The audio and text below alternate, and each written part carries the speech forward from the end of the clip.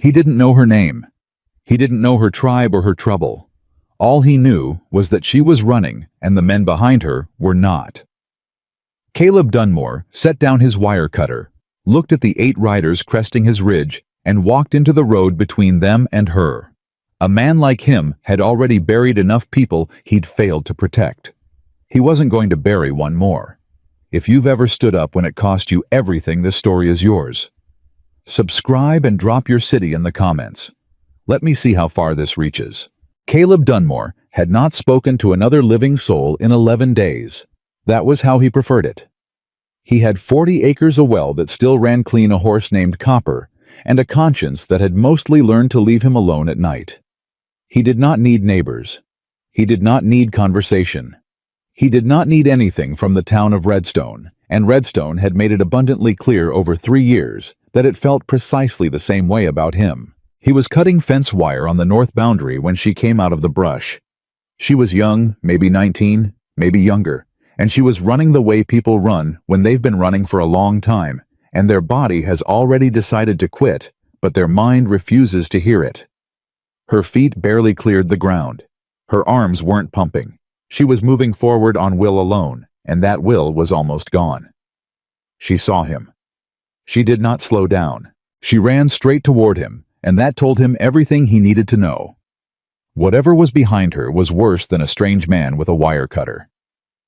"Please," she said. That single word. Then her legs went out from under her, and Caleb caught her before she hit the ground. He looked up. 8 riders came over his ridge. They rode in a line, which was not how you rode when you were searching. It was how you rode when you already knew exactly where your target was.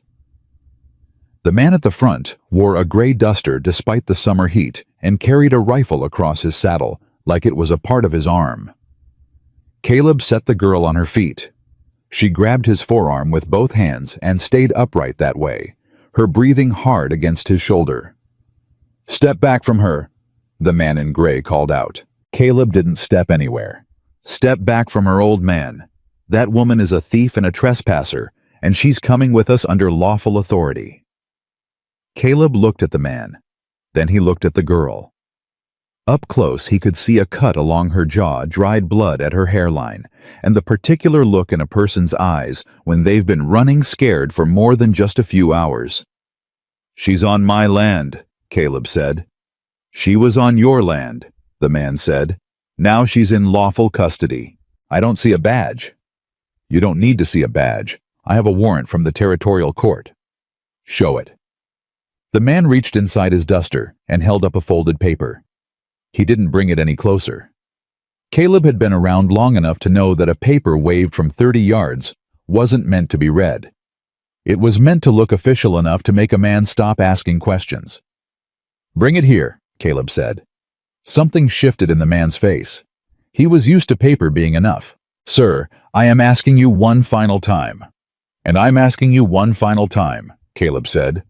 "Bring it here."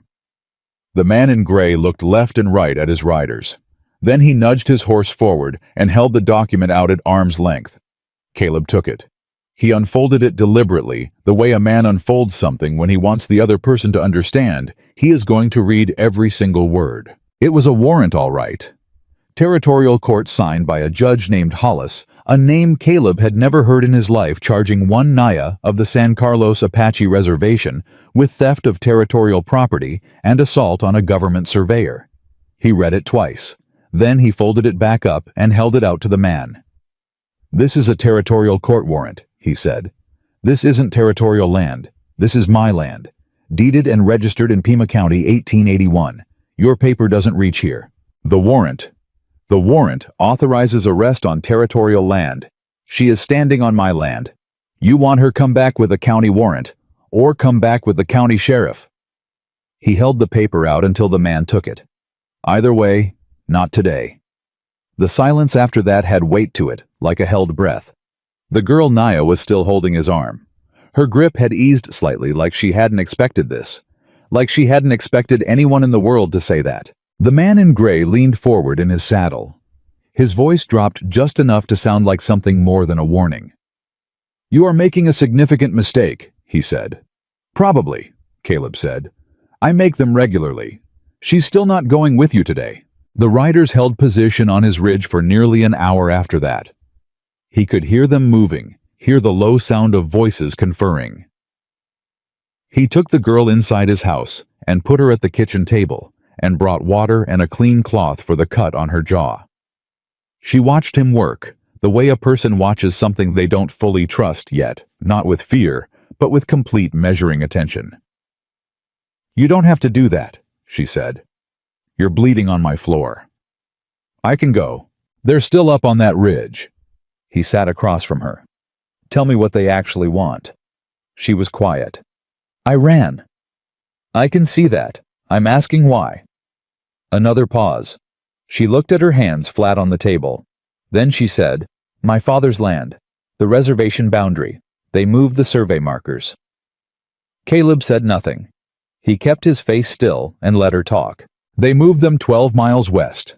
That puts our winter grazing land inside the territorial grant, inside the land they're giving to the rail company. My father went to the county office. They told him the surveys were already filed, already completed, that the land had never been ours to begin with. When? 6 weeks ago. And this surveyor, they say you assaulted. Her jaw tightened. He was resetting a marker. I picked up a rock. I didn't throw it. I held it. He fell over his own boots, running away. Something in Caleb's face shifted just slightly. Not a smile, close to one. What did you take? He asked. She looked at him. What makes you think I took something? Because you're not at the reservation. You're not at the county office. You're out here running, and those men want you badly enough to ride 8 of them to my fence line on a summer morning. That's not for a rock you didn't throw. He met her eyes. You've got something they want back. She reached into her dress and pulled out a folded piece of oilcloth wrapped tight and bound with cord. She set it on the table between them. Survey notes, she said. The original ones, from the Federal Survey of 1873. My father kept them all these years. Commissioner Shaw's men came to take them last month, but my father had already made copies and hidden the originals. She pressed her hand flat on the oilcloth. This is what those men on your ridge rode out here for. Who is Commissioner Shaw? Aldrich Shaw, Territorial Land Commissioner. She said the name the way people say names they've rehearsed in their heads for a long time, flat, exact, stripped of anything but fact. He is the man who moved the markers. He is the man who filed the false surveys. He works for the rail company, but he does it through the commissioner's office, so it looks legal. So it looks like the government itself is saying the land was never ours. Caleb looked at the oilcloth, then at her. How old are you? He said. 19. You rode out here alone with that? They killed my horse 3 miles back. I ran the rest of the way. He stood up and checked the window, silhouettes still on the ridge against the white summer sky. You can't stay here, he said. They'll be back with proper paperwork, or they'll come back without any paperwork at all and sort the explanation out afterward. I know. Where were you going? Tucson. There is a land rights attorney there, a man named Ezra Garrett. My father wrote to him. He said he would look at the original documents. She paused. I don't know if he is still willing. It has been 3 weeks since my father died. The room went quiet. I'm sorry, Caleb said. They said it was a riding accident, she said, on flat ground, with no horse found anywhere near him. She did not look away from him. Don't be sorry. Help me get to Tucson. It wasn't a plea. It wasn't a question. It was a plain statement of what she needed offered without apology and without expectation. Caleb respected that considerably more than tears would have gotten her. I'll think on it, he said. Don't think too long, she said. They'll be back before morning. She was right. He had her sleep in the back room with the oilcloth, his spare pistol, and one instruction: don't open that door unless you hear 3 slow knocks followed by 2 fast ones. He sat at the kitchen table in the dark with his rifle across his knees and his back to the wall. They came at 2 in the morning, not 8. 3. Moving quiet. He heard the board on the front porch creak, the one he'd never gotten around to fixing in 2 years, and he was already at the window when the first man put his hand on the door latch. "I'd move that hand," Caleb said through the window glass. The man froze solid. "I've got a Winchester aimed at this door. Wood doesn't slow a rifle bullet much. You can test that if you want to, or you can get back on your horse. One of those options ends the night better for you than the other." A long pause. Boots on porch boards moving away. Then hoofbeats fading into the dark. He stayed at the window until there was nothing left to hear. Then he went to the back room door. 3 slow, 2 fast. Naya opened it. She was fully dressed. The oilcloth was tucked back inside her dress. The spare pistol was in her hand with the hammer already back. "How many?" she said. 3. "They'll report to the others." "Yes, they will. We need to leave before dawn." "I know." "So you've thought on it," she said. He looked at her standing there in the dark, with a pistol she clearly knew how to hold in a stranger's house, with her father, 3 weeks dead, and 8 men willing to kill her for a piece of oilcloth and whatever truth was folded inside it. "Get your boots on," he said. They left at 4 in the morning. Naya riding Copper and Caleb on his work mare Agnes, who had strong opinions about being saddled before sunrise, and expressed each one of them in full. Naya, despite everything she was carrying, almost smiled at it. "Agnes," she said, "that is some name for a horse." She came with it. "Did you name Copper yourself?" "I did." "Why Copper?" "His color." She looked at the horse critically. "It's more of a brown." "It's copper brown." "That is just brown." He didn't respond, but something loosened slightly in him, the way a rope loses tension when you stop pulling against it. She had a way of asking questions without them feeling like an interrogation. She was curious and direct, and she didn't wait for anyone's permission to be either one. They rode 2 hours through the dark before he asked the question that had been sitting with him since she'd said the name Aldrich Shaw. "How big is this?" he said. "The land commission, the rail company. How much territory?" She was quiet a moment. "My father's documents show falsified surveys on 7 separate land parcels, all Apache, all within the projected route of the Southern Arizona Rail extension." She paused. 14,000 acres. Caleb sat with that number. "That's not just your father's land." "No. That's every Apache family in the San Carlos corridor." "Yes, and Shaw filed all of it through his office." "Shaw signed all of it. He doesn't file anything himself. He has men for that. He stays clean." She said that last part with a particular flatness. "He goes to church on Sunday. He is a very respected man in Tucson." Caleb thought about that for a long while as they rode, how a man could move 14,000 acres of other people's lives around on paper and still sit in a church pew, looking like an upstanding member of the community. He thought about the judge's name on that warrant. He thought about the writer's hired men doing hired work, carrying legal-looking paper that almost but didn't quite mean what it appeared to say. He thought about his own deed. Registered Pima County, 1881. How solid that had felt when he put his name to it. "Your father," he said. "Did he have copies of the documents anywhere besides what you're carrying?" "He sent one set to my uncle, on the reservation." "Do they know about him?" "Yes." "Is he safe?" A pause longer than the others. "I don't know," she said quietly. "I left before I could find out." They stopped before full light to water the horses at a creek crossing Caleb knew. While the animals drank, he crouched at the bank and listened. The desert in summer had its own sound, dry and layered, and he'd learned years ago that wrong sounds in it carried a long way. "You said Garrett took a similar case 3 years ago," he said. "Won it. Survey fraud on Tohono O'odham land. He got the original federal documents and proved the county filings didn't match the federal record. The family kept their land." She crouched beside him. "He'll know what these mean. He'll know exactly what to do with them." "And if he won't take it?" "Then I go to the federal land office directly. Shaw will have people watching that." "I know. They'll move on you the moment you walk in." "I know that too." She looked at him steadily.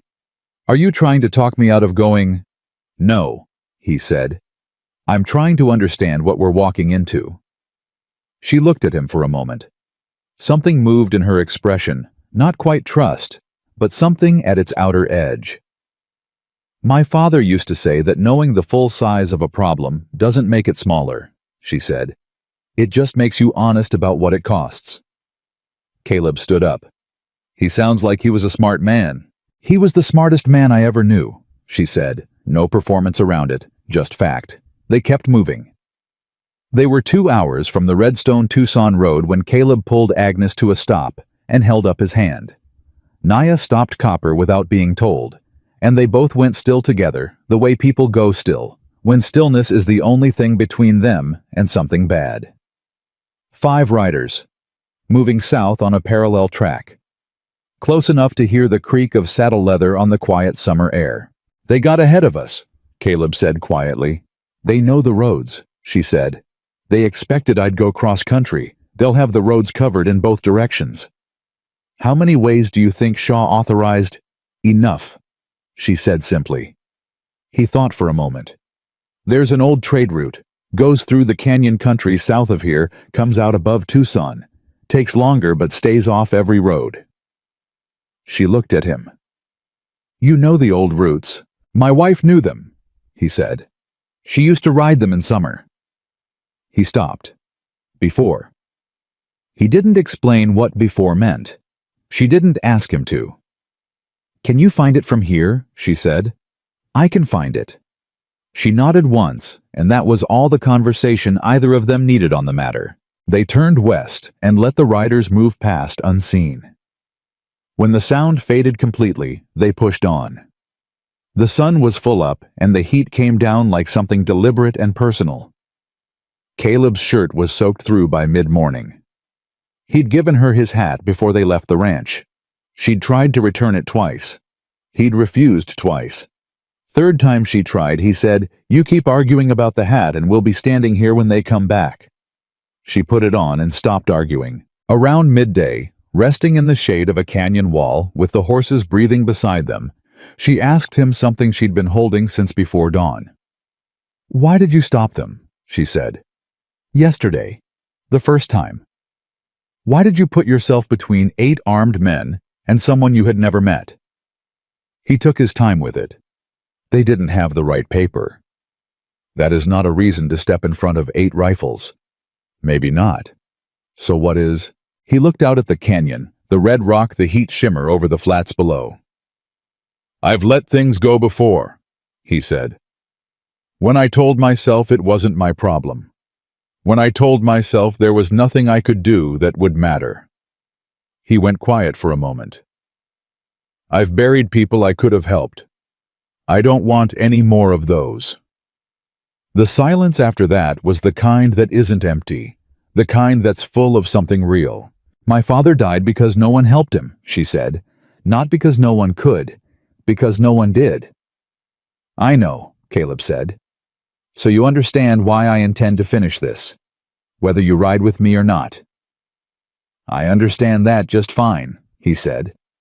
He stood. He checked the horses. He looked south at the canyon road that would take them where they needed to go. "Let's move," he said.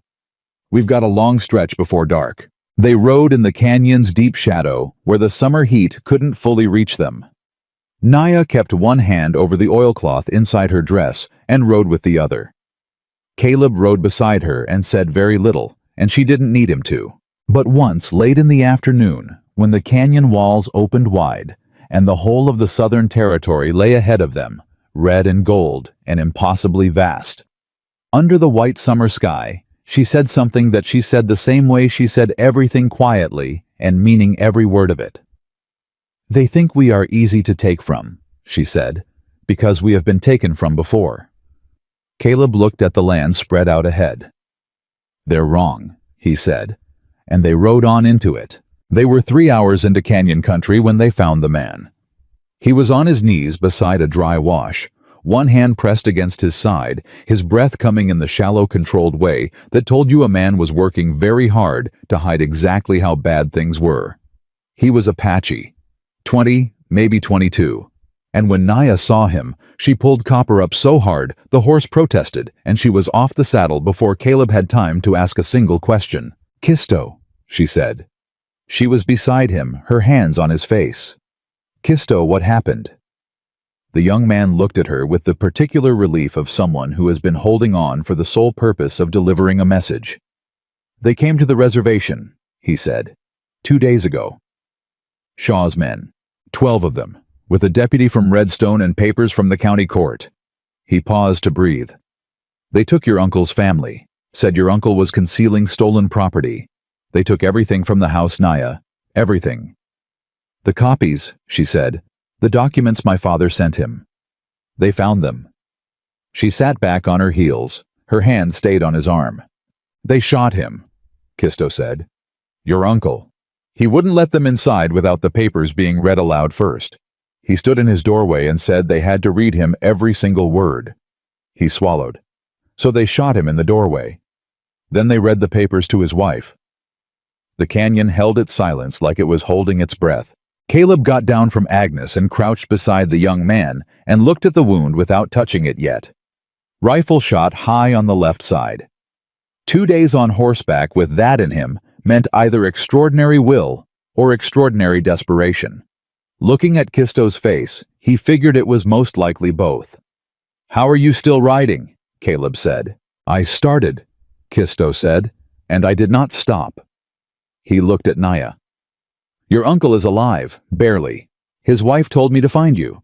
She said tell you the copies are gone, but the originals still matter. She said tell you your father knew they would destroy the copies first. That is why the originals are the ones with signatures." He reached inside his shirt with effort and pressed a folded piece of paper into Naya's hand. "Your uncle's testimony. What he witnessed the day your father died. He wrote it down before Shaw's men came. He knew they were coming." Naya held the paper. She did not open it. Not yet.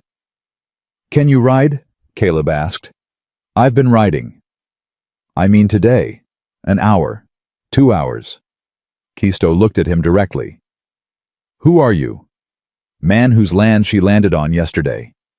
"Are you helping her?" "That's what I'm doing, yes." Kisto looked at Naya. Something passed between them in a single look that needed no translation. Then he said, "I can ride 2 hours." They moved. Caleb set the pace faster than before. Not fast enough to punish Kisto's wound, but fast enough to mean something. He ran the numbers as they rode 12 men at the reservation, a deputy with county papers, a family shot in their own doorway in front of witnesses. Shaw was not being careful anymore.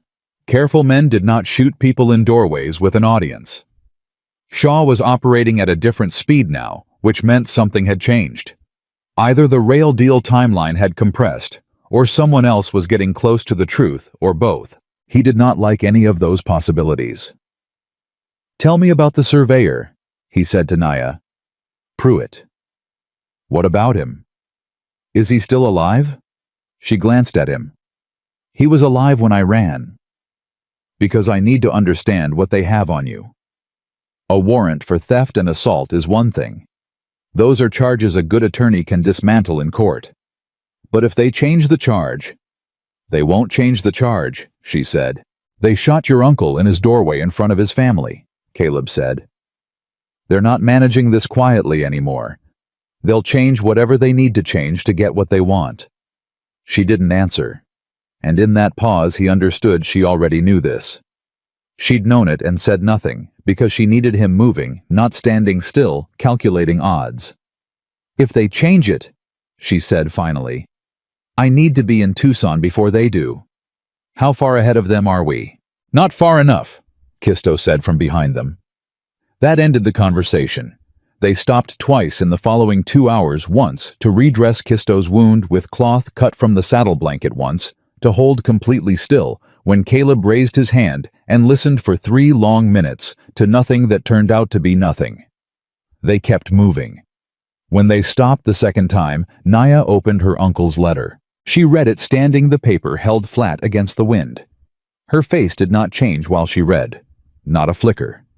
When she finished, she folded it back along its original creases and put it carefully inside the oilcloth with the survey documents, and retied the cord, and she stood a moment with both hands pressed flat against her dress, where the oilcloth sat against her ribs. "What does it say?" Caleb asked. "My father didn't fall from a horse," she said. "My uncle saw two men from Shaw's land office ride onto our property the morning my father died. He watched them leave. He went to find my father and found him at the bottom of the East Canyon." She paused. "He was still alive when my uncle reached him. He said my father told him two names. Shaw. Shaw is one," she said. "The other is Judge Hollis." Caleb went very still. "The man who signed your warrant," he said. "The man who signed my warrant," she said. "My father used the last words he had to say those two names because he knew my uncle would remember them. My uncle wrote them down before Shaw's men arrived. He made certain those names were on paper before they shot him." Caleb thought about a man lying at the bottom of a canyon, using the last breath in his body to make sure two names got written down. He thought about what kind of man does that, and what kind of daughter gets made from that kind of man. "We need to move faster," he said. They reached Crow's Crossing in the late afternoon. Not quite a town, not quite nothing, just a trading post and a water trough and three structures with ambitious opinions about being called buildings. It was the last water point before the long southern stretch, and they needed it badly. Caleb went inside first. Naya stayed with Kisto and the horses. The trading post was run by a man named Birch, who had the face of someone who had seen every variety of trouble pass through his door and stopped being surprised by any of it a long time ago. He took Caleb's coin for water rights and dried goods without a single question, which in Caleb's experience meant either he didn't care or he already knew something. It turned out to be the second. "You're Dunmore," Birch said, not looking up from the counter. "Got a spread up near Redstone." "I do." "Had one, maybe?" Caleb set his coins down slowly. "Say that plainly." Birch reached under the counter and came up with a folded notice, the kind circulated through trading posts and stage stops when someone with money wants information to travel fast. He slid it across the wood. It was a territorial notice from the County Land Commission. A claim had been filed challenging the deed on 40 acres registered to one Caleb Dunmore in Pima County. The grounds the original land grant from which his deed derived had been improperly surveyed, and the land in question fell within a corrected territorial boundary. The notice was dated 4 days ago. Caleb read it twice. He put it down on the counter. "When did this come through?" he said. "Yesterday." "Who brought it?" "Rider from Redstone. Didn't stay long." Birch looked at him now. "There's also a wanted notice. Came with the same rider. For the Apache girl." "Isn't for theft anymore," Birch said. He reached under the counter a second time. "Murder of a territorial surveyor." The paper he put on the counter had Naya's name, a physical description, and the word murder printed at the top in letters large enough to read from across the room. Caleb looked at it. "Pruitt," he said. "That's the man named. Says she attacked him with a blade. Says he died of the wounds 3 days ago. He was alive when she ran." Birch shrugged. "Notice says different." Caleb stood there and thought about how a man builds something like this. You send 8 riders with a warrant that doesn't quite reach. When that fails, you upgrade the charge to something that does. You make it capital. You make it so that any man sheltering her is now harboring a murderer. You make it so that a rancher who told your men to come back with better paper is now a criminal for every hour he keeps riding south. He took the wanted notice off the counter and folded it into his coat. "I'm keeping this," he said. "Figured you might," Birch said. He went back to his work. "There's a woman in the back. Been waiting 2 days for someone headed to Tucson. Says it's important." "What kind of woman?" "The kind that's been scared for a week and hiding it about as well as a woman can," Birch said. He said nothing else. Caleb went through the curtain at the back. The woman was maybe 40 years old, dressed plainly and without decoration, with the bearing of someone accustomed to being taken seriously and the current expression of someone who had not been taken seriously recently. She looked at him the way people look when they've been hoping a specific kind of person will walk through a door and aren't entirely certain they've gotten it. "You're going to Tucson," she said. "I might be." "Ezra Garrett," she said. "You need to know something about him before you go to him." Caleb pulled the curtain closed behind him. "I'm listening." His office was broken into 8 days ago. Every case file taken. He reported it to the county sheriff. The county sheriff told him there was no evidence of a crime. She paused. 3 days after that, his clerk was found beaten badly in an alley. The men told the clerk one thing before they left: drop the Apache land inquiry, or the next one would be Garrett himself. "Is he still in Tucson?" 5 days ago, yes. But I don't know if he's still capable of taking cases. She met his eyes directly. "My husband was a surveyor, an honest one. He discovered what Shaw was doing to the survey records 14 months ago. He wrote everything down and brought it to the county office." She stopped. "He disappeared 6 weeks later. They found his horse 3 miles outside town. Nothing else." The room sat quiet around them. "Who are you?" Caleb said. "Margaret Aldis," she said. "And I have been sitting in this trading post for 2 days because I cannot go back to Tucson. I cannot stay out here, and I cannot find a single person who will listen to me long enough to help." She held her ground and looked at him. "Are you going to Tucson?" "Yes." "To Garrett." "That's the plan." "Then take me with you." She held up a folded set of papers. "My husband was a careful man. When he brought the documents to the county office, he kept a copy at home. This is that copy. And it doesn't name only Shaw. It names the railroad company's legal representative. It names the bank financing the land acquisition. It names the federal assessor who approved the adjusted surveys." She looked at him. 8 men, Mr. Theo Dunmore. 8 men, Mr. Dunmore.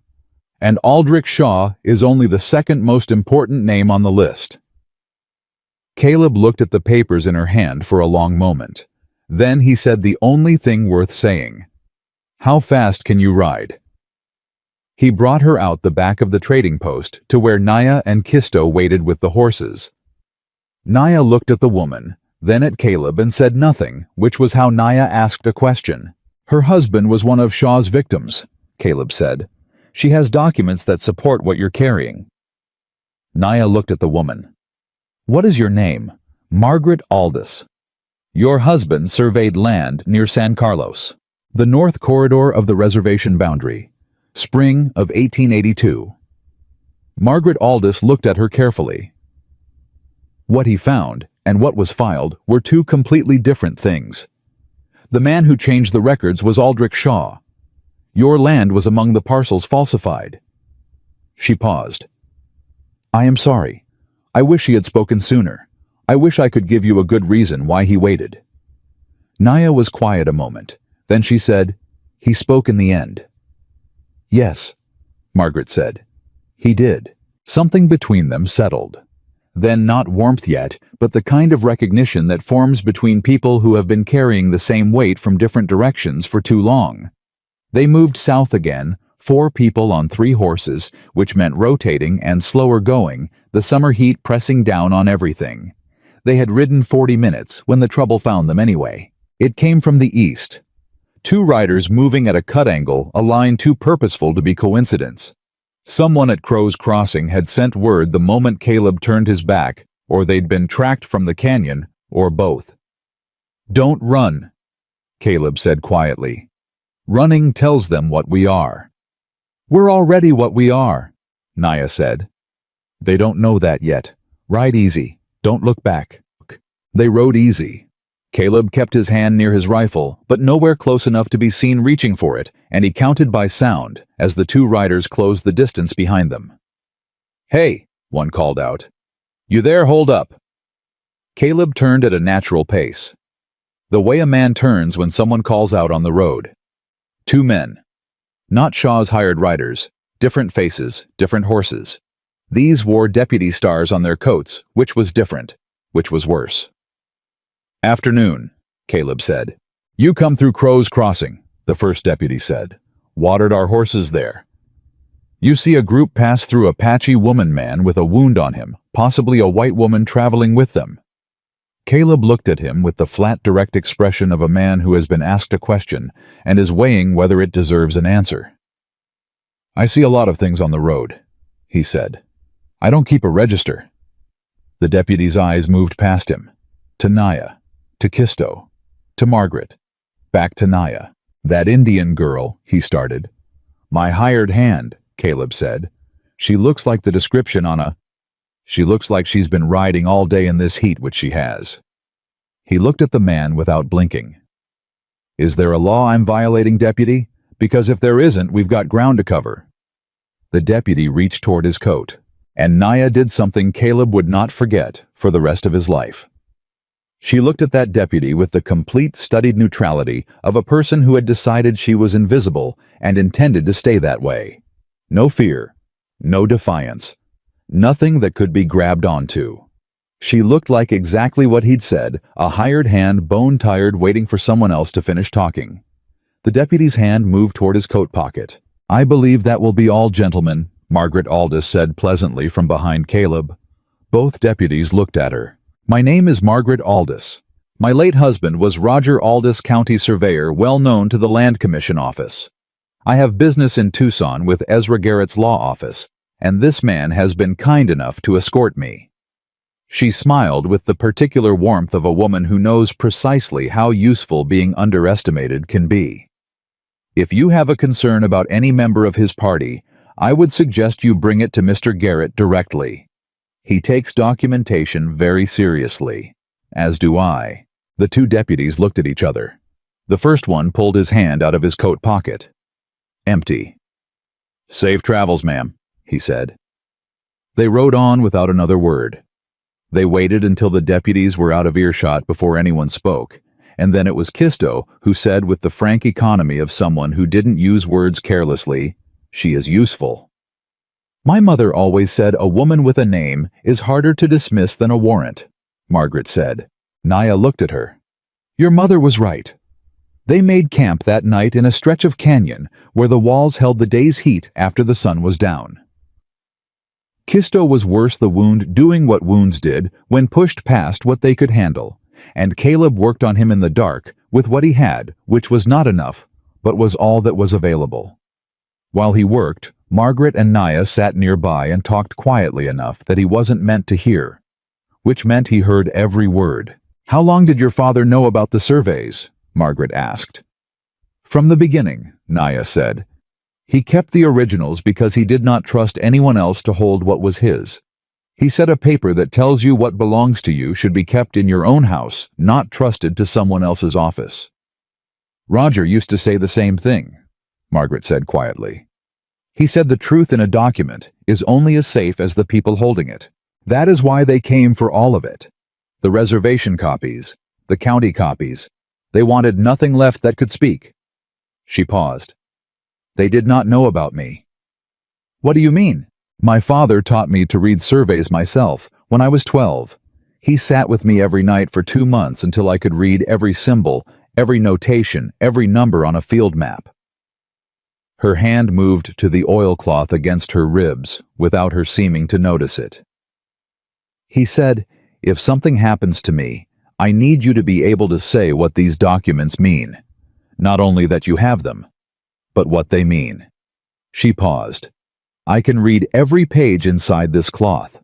I can explain every falsification. I do not need an attorney to interpret them. I need an attorney to put them in front of a court." Margaret was very quiet for a moment. Then she said slowly, "Then Shaw doesn't just need the documents." "No," Naya said. "He needs you gone, permanently."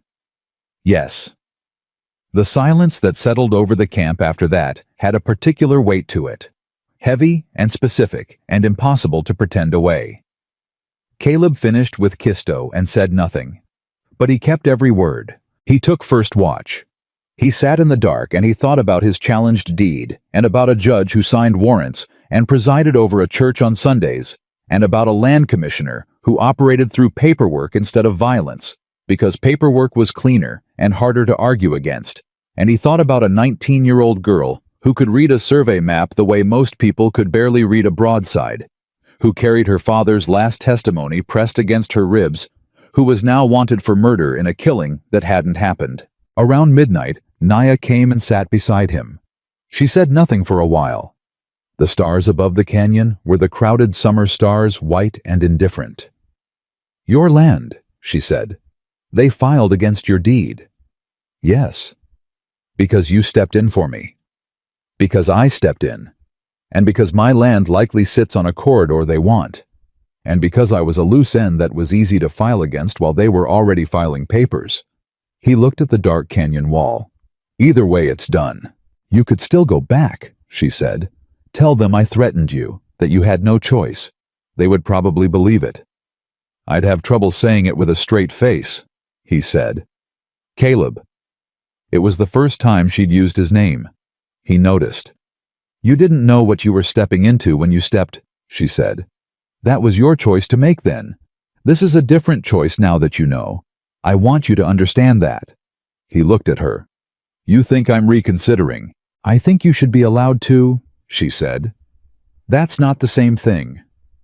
He thought about that. He thought about 40 acres and a clean well and 11 days of silence that he'd told himself was peace, and that maybe sitting here in this canyon, he was finally honest enough to call by its right name. "I'm not reconsidering," he said. She nodded once and said nothing more about it. Margaret appeared at his elbow an hour before dawn with 2 tin cups of coffee made on a fire so small it barely counted. She handed him one without being asked. He took it. "You don't sleep much," he said. "Not in 14 months, she said. She crouched beside him. "Can I ask you something honestly?" "Go ahead. Why are you doing this?" "You didn't know these people. You'd never met me. You've already lost your land or close to it. What is it that keeps you moving toward Tucson instead of away?" Caleb took a slow drink. He considered the question with the seriousness it deserved. "When my wife was sick," he said, "she was sick for 2 years. And in those 2 years I watched a lot of people find very reasonable reasons not to come around. Reasonable reasons. None of those people were bad people. They just made the choice that cost them the least." He looked at the cup in his hands. "I've been that man. I know exactly what it feels like afterward." He looked out at the dark canyon. "It feels like 11 days of silence, and telling yourself that's what you wanted." Margaret was quiet for a long time. "Roger would have liked you," she said. "Based on what I know of him," Caleb said, "I'd have liked him." She went back to her blanket. He watched the dark and waited for first light, and when the gray began to show at the top of the canyon walls, he woke the others and they moved out 4 people, 3 horses. Tucson still a long day and a half ahead, and almost certainly watched. Kisto rode the first hour in silence, and then said without drama, "I need to stop." Caleb stopped, looked at the wound. Made the calculation a man makes when the math isn't good, but the options are fewer. "There's a mission settlement 6 miles east," he said. "Franciscan brothers. They'll have a physician, or close to one." "That takes us off the route," Naya said. "It keeps Kisto alive," Caleb said. She looked at her cousin. His color had gone the particular shade that a body goes when it is losing a quiet argument with itself. She looked back at Caleb. 6 miles, she said. "Give or take." "Then we go 6 miles. They turned east. They had been riding 40 minutes when Naya said very quietly, "Someone is following us." Caleb kept his pace exactly the same. "How many?" "One rider, staying well back. He's been there since we left camp." "How long have you known?" 20 minutes after we left. He absorbed that. "Why didn't you say?" "I wanted to see where he went," she said. "He hasn't moved closer. He hasn't moved away. He's pacing us exactly." "That's not how hired men ride," Caleb said. "No," she agreed. "It isn't." "Could be federal," Margaret said. "Could be a lot of things," Caleb said. "Keep moving toward the mission. Don't change pace. Don't look back." "And if he isn't federal," Naya said, "then we deal with that when it becomes something we have to deal with." "That is not a plan." "It's the beginning of one," he said. The mission rose on a low hill 3 miles later, old adobe walls, a bell tower, the sound of morning offices starting up inside. Caleb looked back across the open flat before they rode up the approach. The single rider had stopped at the edge of the flat. Just stopped, sitting on his horse watching them from half a mile back. He made no move toward them. He made no move away. He simply sat there in the early morning light and watched, and his stillness had the quality of something deliberate. Something that had been waiting a long time and was prepared to wait considerably longer. The gatekeeper opened the mission door at Caleb's knock, looked at Kisto's color, and called immediately for a brother with medical knowledge. Kisto was inside within 3 minutes, and Caleb stood in the mission courtyard and let himself breathe for the first time since 2 in the morning. Margaret sat on a stone bench and clasped her hands. Naya stood at his elbow. "He's still out there." "I know," Caleb said. "We need to know who he is before we leave this place," she said. "Yes," he said. "We do." "How?" He looked at her. She looked back at him, waiting. "I'm going to walk out there and ask him," Caleb said. He checked his rifle, settled his hat, and walked back toward the gate, toward whatever was waiting out on that flat, with all the patience of something that already knew how the next part of the story was going to go. The rider was exactly where he'd been half a mile out on the flat sitting his horse, with the patience of someone who had nowhere else to be and no particular hurry about getting there. He watched Caleb walk toward him, not with alarm, but with the particular relief of a man who has been waiting to be found. Caleb stopped 20 feet short of him. His hand stayed clear of his rifle. The man was older than expected, 50 maybe more, with a month of hard road on his face, and clothes that had once been respectable and hadn't entirely abandoned the memory of it. No rifle drawn, no hand near a pistol. He sat on a gray horse that looked as tired as he did, and he looked at Caleb with the eyes of a man holding something too heavy to carry and too dangerous to put down. "Dunmore," the man said. "You know my name," Caleb said. "That puts you ahead of me." "My name is Harlan Pruitt," the man said. "I am told I am dead." Caleb looked at him for a long moment without moving. "The territorial surveyor." "The same. The one Naya is wanted for murdering." "The one who is supposed to be dead so that she can be wanted for it, yes." Pruitt looked at him steadily. "I assure you I am not, though it has required considerable effort on my part to stay that way." Caleb walked the remaining 20 feet and stopped beside the gray horse and looked up at the man on it. Pruitt didn't look like a liar. He looked like a man who had made a series of decisions he couldn't undo and was now living inside the consequence of every one of them. "Get down," Caleb said. "You're going to tell me everything from the beginning, and then you're going to come inside that gate and say it again to the woman whose life depends on whether you're telling me the truth." Pruitt got down. He was stiff from the road and didn't try to hide it. "I worked for Shaw's land office for 2 years, he said. "I am a territorial surveyor, licensed, federally credentialed. I know what the San Carlos boundary markers said before they were moved because I was the man who moved them." He said that last part without flinching away from it. "I was told it was a routine boundary adjustment, a technical correction. I was told the federal records had already been updated, and I was simply bringing the field markers into alignment." He paused. "When I discovered that was a lie, that the federal records said nothing of the kind, that what I had done was fraudulent, I told Shaw I would not file my surveyor's certification on the report." "What did he do?" "He showed me what happened to the man who surveyed the Aldous corridor," Pruitt said. "He didn't describe it. He showed me the report, the riding accident the horse found 3 miles from the body." He looked at Caleb. I understood what he was communicating. "So you ran." "I told him I would file the certification and I left that office and I have not gone back." He looked down at his hands briefly. "I know what I did. I moved those markers. I cannot undo that. What I can do is certify in a federal court that I was deceived about the nature of the work and that the survey report I filed does not represent an honest field finding." He looked up. "My certification is worth something, Mr. Dunmore. Without a licensed surveyor's testimony, The falsified records are harder to challenge. With me, they fall apart. Why didn't you go directly to an attorney? I tried, twice. The first man turned me away the same afternoon. The second one told me the following morning that he could not take my case. He paused.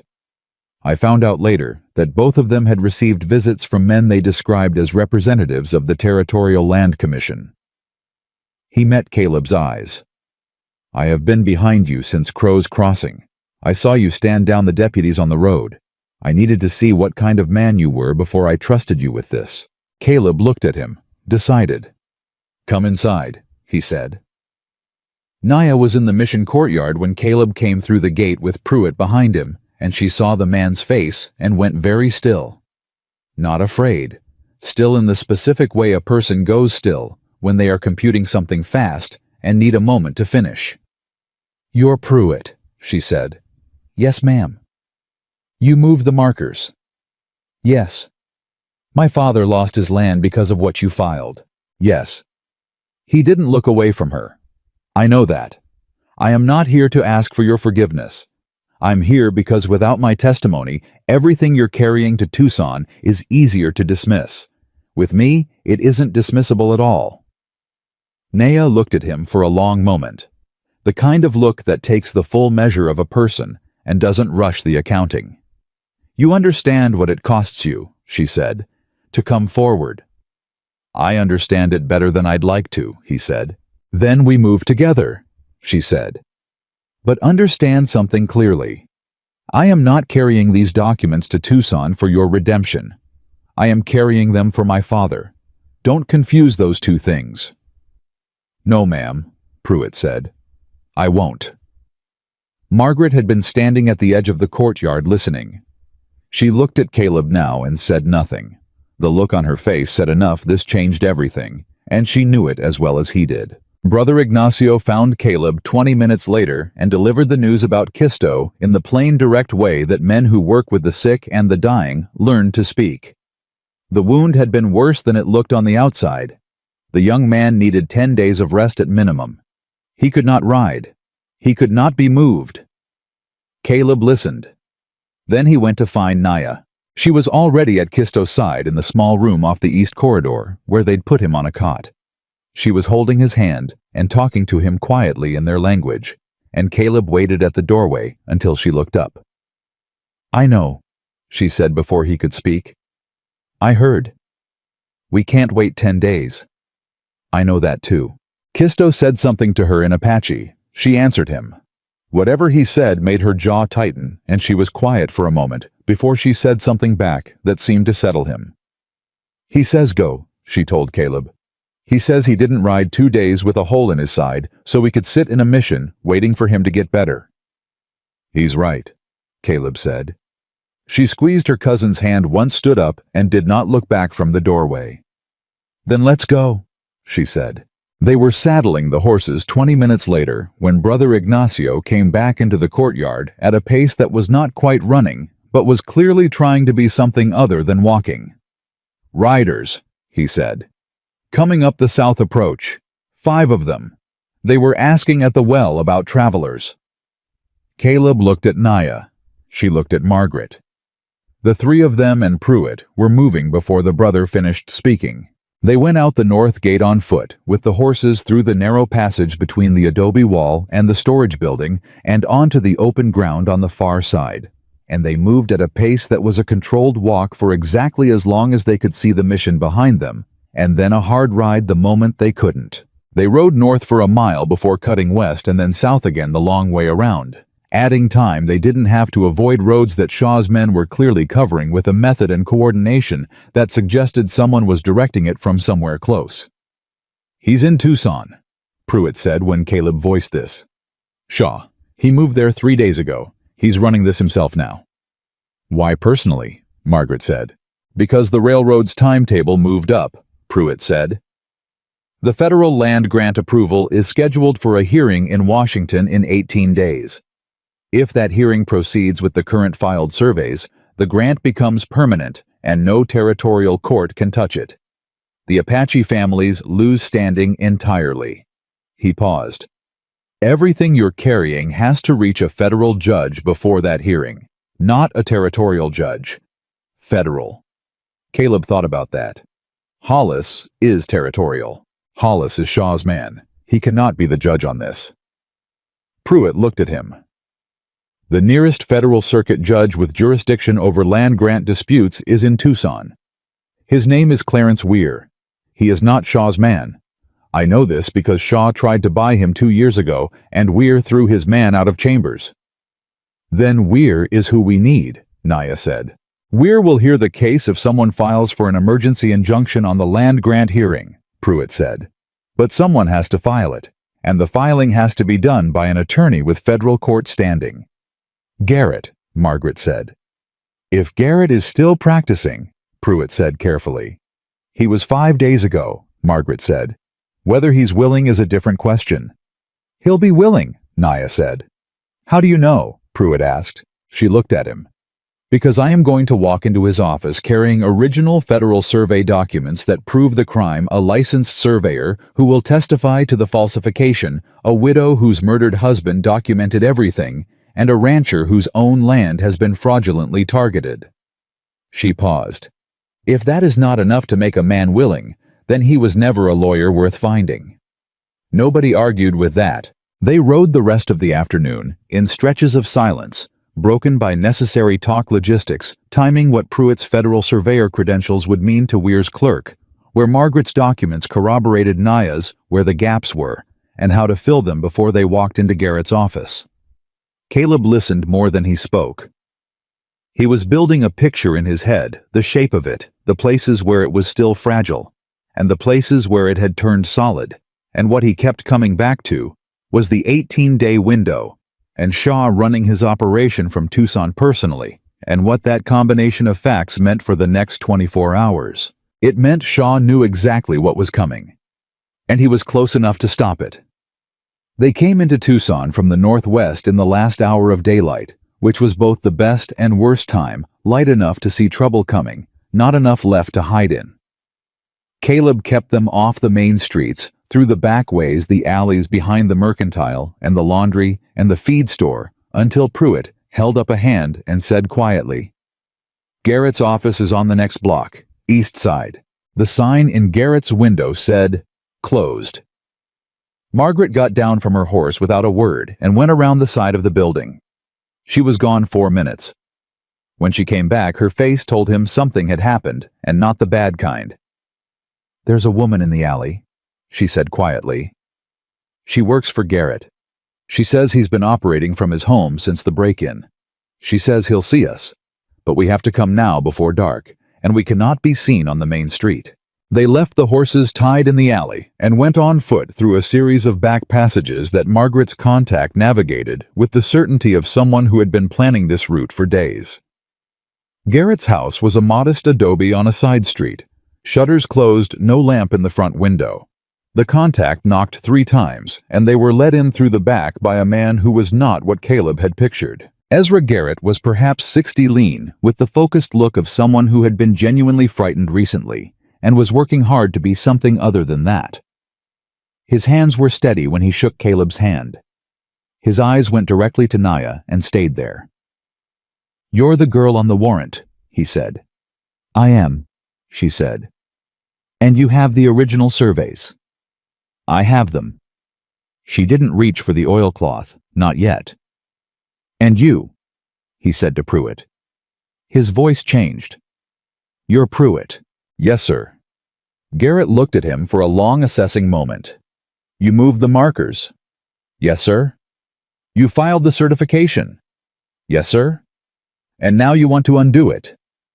I want to testify truthfully to what the field conditions showed before the markers were moved and what I was instructed to do with the report afterward, Pruitt said. That is what I am prepared to do. Garrett looked at all of them assembled in his back room. He took a slow breath. Then he said the thing that Caleb had been waiting for him to say, and had already guessed wasn't going to be simple. The territorial court is not an option, Garrett said. Hollis will kill any filing within 24 hours. I don't use that word loosely. He will find grounds legitimate or manufactured, and he will dismiss it. He looked at Naya. I know about Weir. I know what you need. But understand what filing for a federal emergency injunction means. Shaw will know the moment I walk into that federal courthouse. He has someone in the clerk's office. He has someone in the corridor. He will have a response ready before the ink is dry. What kind of response? Caleb said.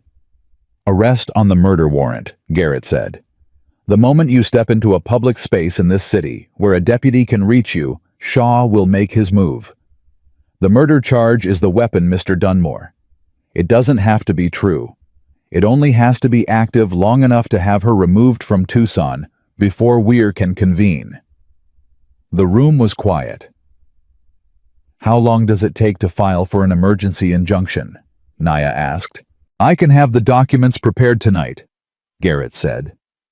Filing opens at the courthouse at 8 in the morning. If we can get to Weir before Shaw's men get to you, if we can get sworn testimony from Pruitt into Weir's hands before the arrest warrant is executed, Weir can issue a stay. The stay suspends the murder warrant while the federal case is considered. And if we can't get to Weir before they get to her, Caleb said. Garrett looked at him steadily. Then she goes into county custody under a murder charge, and Shaw's man Hollis controls the jurisdiction, and everything you're carrying becomes evidence in a different kind of proceeding entirely. He paused. One that doesn't go well. Naya put the oilcloth on the table. She untied the cord, unfolded it carefully, and spread the documents flat under the lamp. Garrett leaned over them. His eyes moved fast. His hands went still. 2 minutes passed in complete silence. Then he said very quietly, These are originals.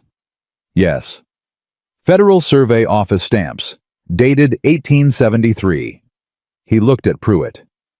You can certify that what is shown in these documents contradicts what was filed under your signature.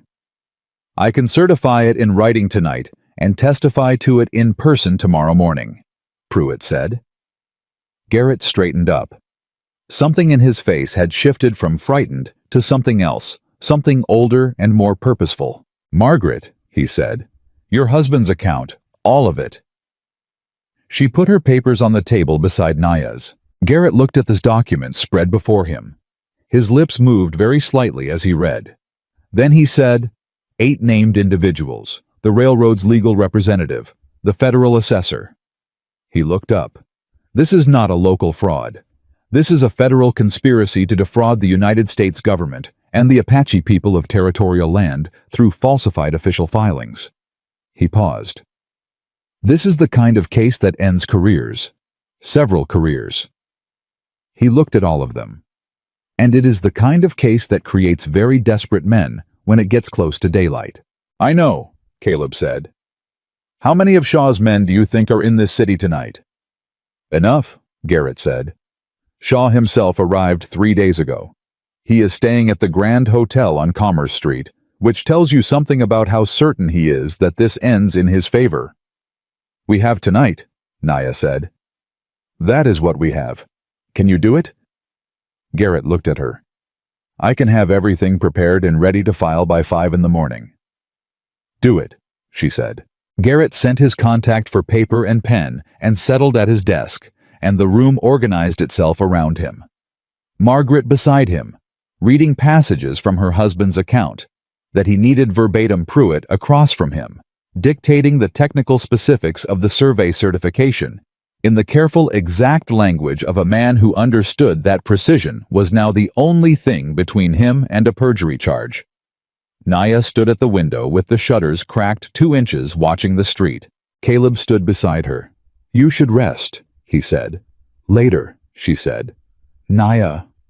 He's out there, she said quietly. Somewhere in this city he is sitting in a hotel and calculating when to move and what it costs him and what it costs everyone else. And I am in here, and I am not going to sleep while that is true.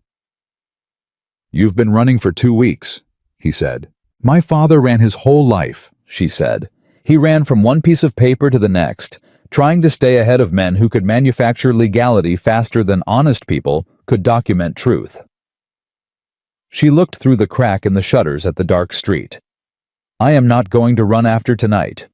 I am going to stand in that courthouse and say what is true and let the record show what it shows. She said it plainly. Not bravely, not dramatically. The way you say something you decided a long time ago and don't need to say again.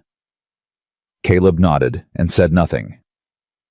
Around 10 that night, the knock came at the back door. Everyone in the room went still. Garrett's contact answered it. A moment passed. She came back and said, "Man outside says he needs to speak to Dunmore. Alone." "Who is he?" Caleb said. "He says his name is Shaw." The silence in the room was the kind that has a texture to it. Margaret stopped writing. Pruitt looked at the floor. Naya turned from the window and looked at Caleb with an expression that gave nothing away, but asked the question plainly. "I'll go," Caleb said. "Caleb," Naya started. "If he wanted to end this with violence, he wouldn't knock," Caleb said. "He wants something. Let's find out what it is." He went out the back door. Aldrich Shaw was not what the name had built in Caleb's mind. He was perhaps 55, well-dressed in the quiet way of men who don't need to display their wealth because everyone already knows it's there. He had a calm face, the kind of face that had never needed to be anything other than calm, because it had always had enough power behind it to make the world cooperate. He was alone. No visible weapon, though that meant nothing. He looked at Caleb with something that was almost courtesy. "Mr. Dunmore," he said, "I appreciate you coming out." "Talk," Caleb said. Shaw looked at him. He seemed genuinely untroubled by the directness. "I'm going to make you a straightforward offer, and I'm going to make it only once. Your deed. Restored unchallenged, fully recorded in Pima County. Additionally, a payment of $2,000 for the inconvenience of the past several days. In exchange, you ride home tonight. Whatever the woman and the attorney do from here is between them and the territorial court." Caleb looked at him. "You're offering to give me back what you took. I'm offering you a clean resolution. And the girl goes to county custody on a murder charge." Shaw said nothing to that. "And Garrett gets another visit from your men." Shaw spread his hand slightly. Not a denial. An acknowledgement. "And 14,000 acres of Apache land gets absorbed into a federal railroad grant," Caleb said. "And a family that was shot in their doorway gets nothing. And a man who fell off a horse that was never near him stays dead on paper." He looked at Shaw directly. "That's what you're calling a clean resolution." "What I'm calling it," Shaw said quietly, "is the only offer you're going to receive. You're one man, Mr. Dunmore. A man without a deed, without standing with a wanted woman in a back room, and a discredited surveyor and a widow whose husband's disappearance was ruled accidental by the county. Against a land commission, a territorial court, a federal assessor, and a congressional timetable." He paused. "You're not a foolish man. I can see that. So I want you to see the shape of this clearly." "I see the shape of it," Caleb said. "Then you see that the offer is generous." "What I see," Caleb said, "is that you knocked on a back door in the dark and offered me money to walk away, which is what a man does when he's not as certain as he's pretending to be." He looked at Shaw without raising his voice. "She's not going to county custody. Garrett is going to file in the morning. Pruitt is going to testify. And those original documents from 1873 are going to sit in front of Judge Weir, along with a sworn statement from a federal surveyor, a widow's account of her husband's findings, and the testimony of a 19-year-old woman who can read every notation on those survey maps and explain exactly what was done and why." He paused. "You need me to walk away because without me, she's isolated. Without me, the chain breaks. You knock on this door instead of sending a deputy because you can't afford the noise of what happens if she walks into that courthouse tomorrow morning." Shaw looked at him for a long moment.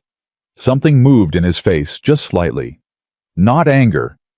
Something colder than anger, more considered. "I know about the young Apache man at the mission," Shaw said. "Wounded. Unable to travel." He let that sit a moment. "Brother Ignacio is a charitable man, but the mission operates on territorial goodwill. Goodwill that can be withdrawn." Caleb looked at him. "You're threatening a man on a cot in a mission," Caleb said. "I'm describing the nature of interconnected circumstances," Shaw said. Caleb said nothing for a moment. Then he said, "Go back to your hotel." Shaw studied him. "Mr. Dunmore." "Go back to your hotel," Caleb said again. "And understand something. You've had your one offer. I'm not making you one. Whatever happens tomorrow happens in daylight in a federal courthouse on the record. That's the only place I intend to do business with you from this point on." Shaw looked at him for a long moment. Then he straightened, slightly smoothed his coat, and said with the unhurried certainty of a man who has not run out of moves, "Then I will see you in the morning, Mr. Dunmore."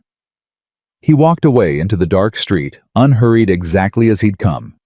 Caleb stood there a moment after the footsteps faded. He breathed once deliberately, then he went back inside. Naya was at the door before he reached it. She'd heard enough through the wood to know. He could see it in her face. "Kisto," she said. "I know," he said. "I'm going to send word to the mission tonight. Brother Ignacio needs to know Shaw may try to use the territorial goodwill arrangement against him." He looked at her directly. "Kisto is safer if Ignacio is warned. Ignacio is a man of God, but he's also a man who's run that mission for 30 years. He knows how to protect his people." She absorbed this. "And in the morning we need to be in that courthouse the moment the doors open, before Shaw's men have the arrest warrant ready to execute, before he can move." He paused. "Garrett has to be ready." "Garrett will be ready," she said. "And Pruitt." "Pruitt will be ready," she said. "He rode 2 days to get here. He is not going to lose his nerve in the last 12 hours." Caleb nodded. "Then we have work to do before dawn." He went back to the table and looked at the documents spread under the lamp and picked up one of the survey sheets and looked at the numbers his wife had once shown him how to partially read on summer afternoons when she was teaching him the land. The way she'd been taught it, notation by notation, marker by marker, one honest line at a time. He set the page down. Margaret was still writing. Garrett's pen was moving without stopping. Pruitt sat with his eyes closed and his lips moving slightly, rehearsing something, the exact wording Caleb understood that a man needs when he is going to stand in a court of law and contradict his own filed work, and needs every syllable to be unassailable. Naya sat on the floor beside the table with her back against the wall and the oilcloth in her lap, and her eyes open, and she was not resting, and she was not sleeping. And Caleb did not suggest either one again. Outside the city of Tucson went about its night. Somewhere on Commerce Street in the Grand Hotel, a man who went to church on Sundays was doing his own calculating, his own counting of pieces on a board, figuring the cost of the morning against the cost of what happened if the morning went wrong. Caleb didn't think about the cost. He thought about 18 days and a congressional hearing and 14,000 acres, and he thought about a man who taught his daughter to read survey maps by lantern light for 2 months when she was 12 years old. And he thought about what that man had known even then, about what the world was going to ask of her eventually. And he picked up a pen and started writing out in his own plain hand a witness account of everything that had happened from the moment Naya came out of the brush on his north boundary. Because whatever happened in the morning, there needed to be a record of it, and a record needed words, and words needed someone to write them, and he was the only one in the room with nothing else left to do. He wrote until the lamp needed oil, and then he filled it and wrote some more. The night moved on toward the last hour before dawn, which was the heaviest hour. The hour that tested whether what you'd decided in the dark still held when the dark started thinning. It held. All of it.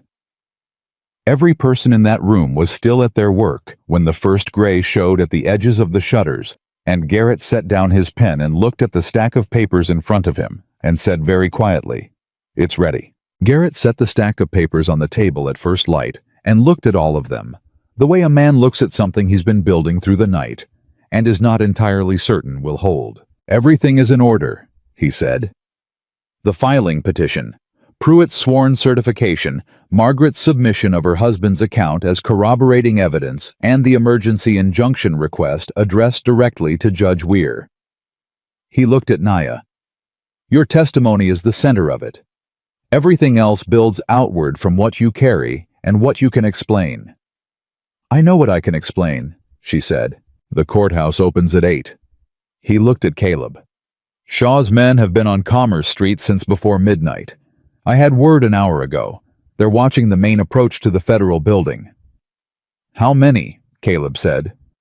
At least 4 that my contact could count, possibly more inside. He paused. The moment you walk into that building, word goes to Shaw. The arrest warrant will be moving within minutes. But Pruitt is alive, Margaret said. The murder charge. The murder charge is active until a court voids it, Garrett said. Active means a deputy can execute it. The fact that Pruitt is standing in this room doesn't automatically dissolve the warrant. It has to be formally challenged in front of a judge. He looked at Pruitt directly, which is why you need to walk into that courthouse yourself, in plain sight, before the arrest warrant reaches a deputy who doesn't know your face. Pruitt nodded once. I understand. You understand that Shaw's men will see you, Garrett said. They will know immediately that the murder charge is built on nothing, that the warrant is fraudulent, and they will know that every person in that courthouse knows it too. I understand, Pruitt said again. Steadier this time. Caleb looked at the window. The gray outside had gone from pre-dawn to early morning, the light changing in the way that meant they had perhaps 90 minutes before the courthouse opened, and Shaw's men were already positioned, and everything that happened next was going to happen fast and in public, and there was no version of this morning that was going to be quiet. Here's how we do it, he said. He laid it out plainly. Garrett and Pruitt go first together through the Main Street approach. Pruitt's visible face is the signal that dissolves the murder warrant before anyone has time to execute it. Margaret goes with them. Her name carries weight in the county office, and she can create interference if Shaw's men try to block the entrance. Naya goes with Caleb through the back way. The alley wrote Garrett's contact had shown them coming in through the side entrance that the public used for records filing. They reach Weir's clerk before Shaw's people can coordinate a response. And if they stop us at the side entrance, Naya said. They won't have time, Caleb said. Not if Pruitt is already causing problems at the front. That's not a guarantee, she said. No, he said. It isn't. But it's what we've got, and it's better than walking in the front door together and giving them one target to surround. She looked at him for a moment. She looked at the oilcloth in her hands. Then she said, All right. Garrett's contact took Pruitt and Margaret and Garrett out through the front at 7:45, and Caleb and Naya went out the back into the alley 2 minutes later. The city was already awake wagons' voices, the clang of the blacksmith starting his morning, and Caleb kept them moving at a pace that was deliberate without being urgent. 2 people with somewhere to be, and nothing remarkable about it. They were halfway down the second alley when Naya said quietly, Man behind us started moving when we did. Caleb didn't turn. How far? Half a block. He's not walking like he's going somewhere. He's walking like he's following someone going somewhere. Keep moving, Caleb said. We don't run. We don't look back. We turn at the corner, and we don't slow down. They turned. The man behind them turned. Side door is 1 block ahead, Caleb said. He's going to reach us before we get inside. I know, Caleb said. Give me the oilcloth. She looked at him sharply. No. Naya. If something happens to you, the documents go with you, she said. I keep them. That's always been true. She looked straight ahead. Walk faster. He walked faster. The side entrance to the federal building was a plain door, nothing to mark it from the street, and there was a man standing near it who was not a courthouse employee. He was one of Shaw's. Caleb recognized the gray duster.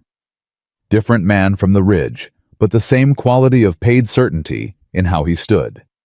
The way he watched everything without looking at any one thing directly. Caleb kept walking toward the door. That's far enough, the man said, stepping out. I have business inside, Caleb said. I'm sure you do. The man looked at Naya with the particular look of a man who has a warrant in his pocket and is calculating whether now is the moment. Ma'am, I need you to come with me. She's with me, Caleb said. She's under a territorial warrant, the man said. He reached inside his coat. She's under a fraudulent territorial warrant, Caleb said. built on a murder charge for a man who is alive, who is in fact currently walking through the front door of this building. He watched the man's hand stop inside his coat. Harlan Pruitt, federal surveyor, not dead, not murdered, alive and filing a sworn certification with the federal court right now. He paused. You want to execute a murder warrant for a man who just walked into the courthouse, you go ahead. I'll wait here while you explain that to Judge Weir. The man with his hand inside his coat did not move for a moment that lasted considerably longer than a moment. From around the front of the building came noise-raised voices, the specific sound of a formal proceeding being disrupted, which meant Pruitt had made it inside, and the front entrance was exactly as complicated as they'd planned. The man pulled his hand out of his coat. Empty. Caleb opened the side door and held it, and Naya walked through without looking at the man in the gray duster, and Caleb followed her and let the door close behind them. The side corridor of the federal courthouse smelled like paper and old wood and the particular stuffiness of a building that took itself seriously. Garrett's contact had told them where Weir's clerk operated, second floor east corridor, third door. They found the stairs and took them at a pace that said they belonged there, and when they reached the third door on the east corridor, Naya opened it without knocking. Weir's clerk was a young man with spectacles who looked up from his desk with the startled expression of someone not used to his door opening without ceremony. My name is Naya, she said. I have original federal survey documents from 1873, a sworn certification from the licensed surveyor who can attest to their falsification, and a formally filed petition for an emergency injunction on the Southern Arizona Rail Land Grant hearing. Ezra Garrett is your attorney of record. He is currently at your front entrance. She set the oilcloth on the desk. I need you to take me to Judge Weir. The clerk looked at the oilcloth. He looked at her. He looked at Caleb. Now? She said not unkindly. He stood up. Weir was a compact man in his 60s who had the look of someone who had been a judge long enough to have stopped being impressed by almost anything and had developed a particular impatience with people who wasted his time.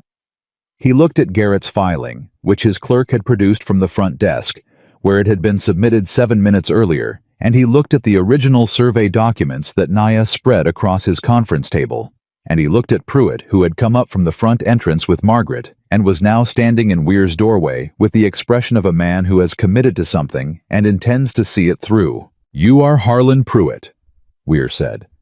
Yes, Your Honor. The territorial warrant currently active in this county names you as a murder victim. I am aware of that, Your Honor. I am prepared to address it. You are standing in my chambers, Weir said. You have already addressed it. He looked back at the documents. He was quiet for a moment. Then he said, Miss Naya, walk me through what I'm looking at. She did. She stood at that table, and she explained every notation, every survey symbol, every numbered marker position on the 1873 documents, and the corresponding falsification in the filed report. And she spoke with the precise, unhurried clarity of someone who had been preparing for this moment since she was 12 years old, sitting with her father by lamplight, learning the language of survey maps. She did not rush. She did not simplify. She explained exactly what the documents said, and exactly where the filed reports diverged from them, and exactly what those divergences meant for 14,000 acres of land and the people who lived on it. Weir listened without interrupting. When she finished, the room was quiet. Then Weir looked at Pruitt and said, Do you affirm that what she has just described matches your field findings before the markers were altered? I do, Your Honor, Pruitt said. Every notation she identified corresponds to conditions I observed and recorded before I was instructed to alter the report. And you are prepared to swear to this? I already have, Your Honor, in the certification Mr. Garrett filed this morning. Weir looked at the filing again. He looked at Margaret's submission, her husband's account, the named individuals, the documented chain of decisions. He turned a page. He turned another. The door to his chambers opened. The man who walked in was not someone Caleb recognized, and from the look on Garrett's face, he hadn't been expecting him either. He was perhaps 45, dressed plainly, with the bearing of someone who operated in offices and not in the field, and was very clear about the difference between his authority and everyone else's. He handed Weir a document without introducing himself to anyone in the room. Weir looked at it. Something changed in his expression very slightly, but Caleb had been watching people's faces all his life, and he caught it. "This is from the office of the Federal Land Commissioner in Washington," Weir said. "Yes, Your Honor," the man said. "My name is Aldous Crane. I am a federal land fraud investigator operating under direct authorization from the Commissioner's office. We have been investigating the Southern Arizona rail land acquisition for 4 months." He looked at the documents on the table. What is on that table corresponds to findings we have been building from the Washington end. Survey manipulations, false federal filings, the purchase of a territorial court judge's cooperation, the involvement of a sitting federal assessor. He paused. "We had the process, but not the originals. The originals complete the case." Nobody in the room spoke for a moment. Naya looked at the federal investigator. Then she said, "You have been investigating for 4 months." "Yes. My father died 6 weeks ago." Crane looked at her. He had the particular discomfort of a man who knows exactly what is being said to him and has no adequate response. "Yes," he said. "I know.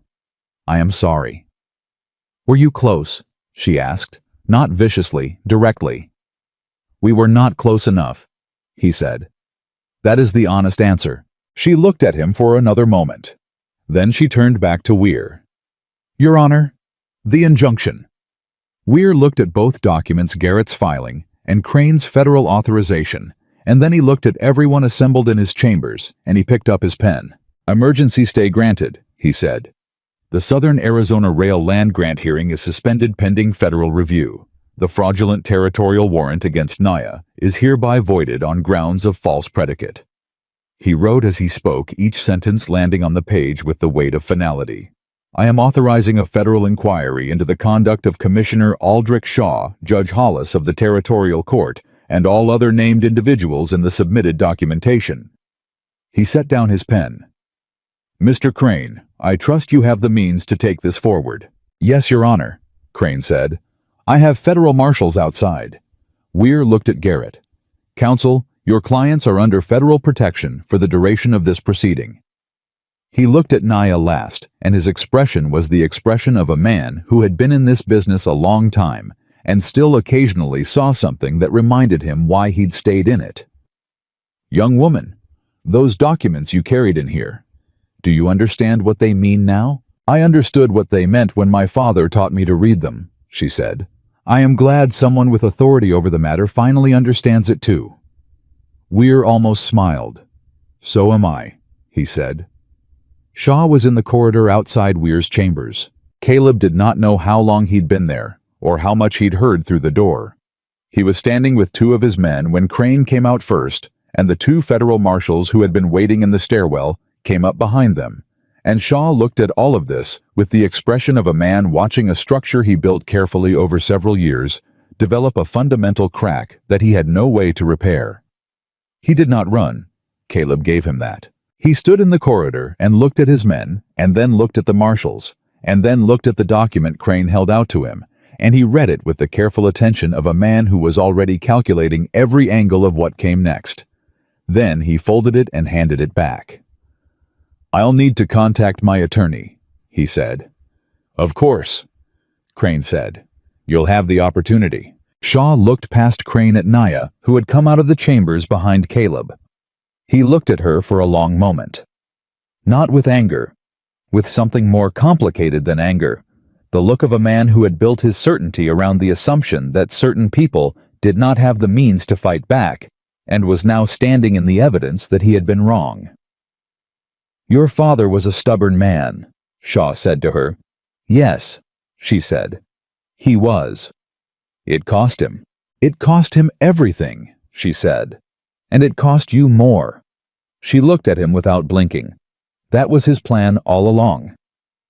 Shaw had nothing to say to that. The marshals moved him down the corridor, and his men went without resistance, because there were enough federal badges in that hallway to make resistance a conversation no one wanted to start, and the sound of their boots on the courthouse floor faded down the stairwell and then was gone. Margaret let out a breath. Just one long and slow, like something she'd been holding for 14 months. Garrett looked at his filing papers and then at Crane and said, "The federal investigation. When does it formally open?" "It's open now," Crane said. "Today's proceedings are part of the record." He looked at Margaret.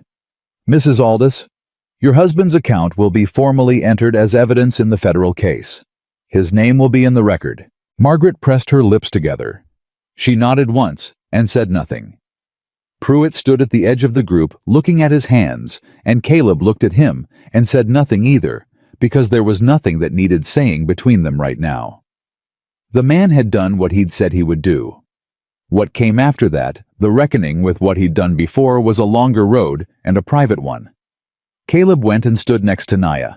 She was looking out the corridor window at the street below, where two of Shaw's men were being spoken to by federal marshals, and the mourning was going on around them, the way mornings do, indifferent to the weight of the things happening inside the buildings they flowed past. "Kisto," she said. "I'll send word to the mission this morning," Caleb said. "Shaw's leverage over Ignacio is gone. There's no territorial goodwill to withdraw when the territorial court judge is under federal investigation." She nodded. She was quiet for a moment. "My uncle," she said. "He needs to know." "Someone will ride to the reservation," Garrett said from behind them. "I'll see to it personally." She turned and looked at Garrett. "The land," she said. "The 14,000 acres. The injunction stops the grant hearing. But what happens to the land while the federal case proceeds?" "It remains in its current status," Garrett said. "No transfer, no development, no survey activity. Frozen until the case resolves." He paused. "Which means it stays as it was before Shaw's men moved the first marker." She looked at him. "How long does a federal case take?" Garrett paused. "It depends on the complexity." "How long?" "A year," he said. "Perhaps more." She was quiet. "My father's family has been on that land for generations," she said. "A year is not long for land that has been there longer than paper has been recording it." "No," Garrett said. "It isn't." She looked back out the window. "Then it can wait a year," she said. "It has waited longer." Caleb looked at her, this 19-year-old woman, who had run 2 weeks across desert country with her father's truth pressed against her ribs, who had sat in a federal judge's chambers and explained survey notation with the precision of an engineer and the patience of someone who understood that patience was not weakness, but its own kind of power. And he thought about her father sitting with her at a table when she was 12, night after night, teaching her the one language that would matter when everything else ran out. He'd known. That careful, stubborn, far-sighted man had known. "Your father was ready for this," Caleb said. She turned and looked at him. "He was ready for me to be ready," she said. "That's a different thing. He didn't want to need me to do this. He wanted to be alive to do it himself." She paused. "But he made sure I could in case he wasn't. That was his way." "Good way," Caleb said. "Yes," she said. "It was." Crane appeared at Caleb's elbow with a document that turned out to be a formal federal notice, acknowledging that the challenge to his Pima County deed had been filed in bad faith and was hereby suspended pending the outcome of the broader fraud investigation. He took it without comment and read it twice, and folded it into his coat next to the murder warrant he'd taken from Birch's trading post 2 days ago and never given back. "Your land should be formally restored within 60 days, Crane said. "The bad faith filing creates its own liability. You may have recourse." "I'll think about that later," Caleb said. "Fair enough," Crane said. He moved on. Garrett was talking to his contact and making arrangements and writing things down, and Margaret was sitting in a chair in the corridor looking at her husband's papers that had been copied and entered into the federal record and returned to her, holding them the way people hold things that are both everything and not enough at the same time. Caleb sat down beside her. She looked at him. "He would have liked today," she said. "I know," Caleb said. "He was not a brave man, Roger. He was an honest man, which is different and sometimes harder." She smoothed the papers on her lap. He was afraid when he found out what Shaw was doing. He was afraid for months before he wrote it all down. But he wrote it down. She looked at the papers.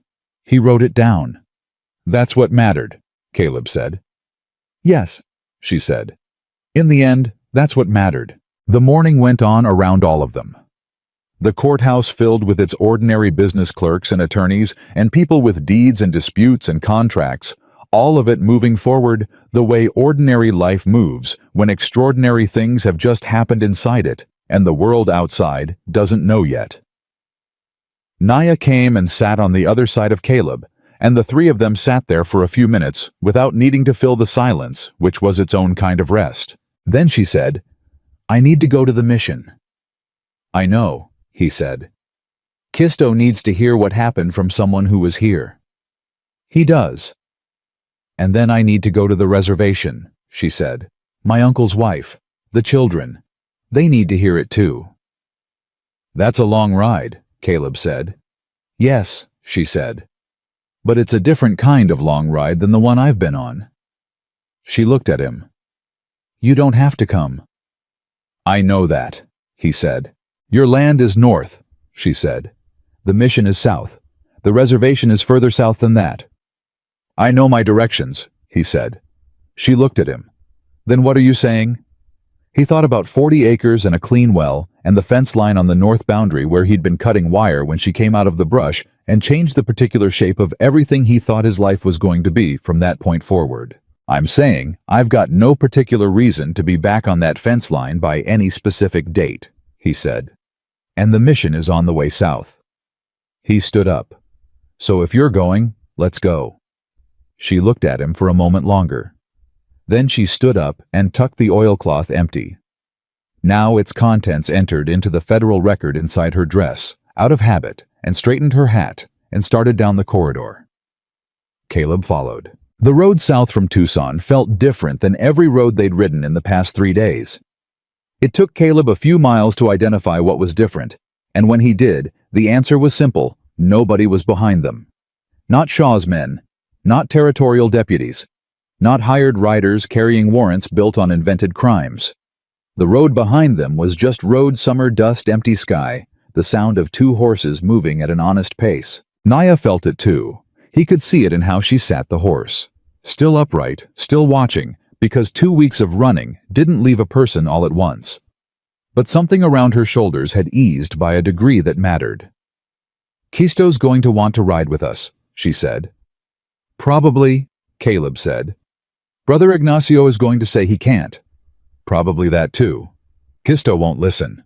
"He didn't listen when he had a hole in his side and rode 2 days on it," Caleb said. "I don't expect him to start listening now." She made a sound that was almost a laugh, not quite, but close enough to count. They made the mission by mid-morning, and the first thing Caleb heard when Brother Ignacio opened the gate was Kisto's voice from somewhere inside, raised insistent arguing with someone who was not arguing back, so much as simply repeating the same medical fact with the patience of a man who had been repeating medical facts at unwilling patients for 30 years. "He is awake," Ignacio said. "I can hear that," Caleb said. "He has been awake since dawn. He asked for you," the brother said to Naya. "Both times, actually. You specifically. And then the other man." He looked at Caleb. "He said the other man will understand." "Understand what?" Caleb said. "He has something for you. Something he was given before he rode out to find you." Ignacio paused. "Come."